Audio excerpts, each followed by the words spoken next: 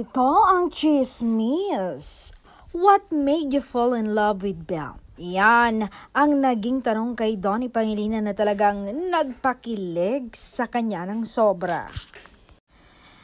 Sabi niya, the first time we met each other was the best coincidence in my life and the best day. I cannot express my feelings toward this person, and I cannot forget the day one I met the most beautiful person in my life. Love the way we get to know each other and how it brought us closer.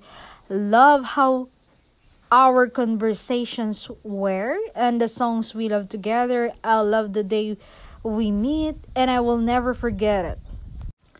I can't stop thinking about her, dream about her a lot, and she relieved me of depression and sadness, and she was the source of my happiness. I can't stop remembering how she was looking at me. I found my happiness in her eyes. I just want her to know that I will be happy if she is happy.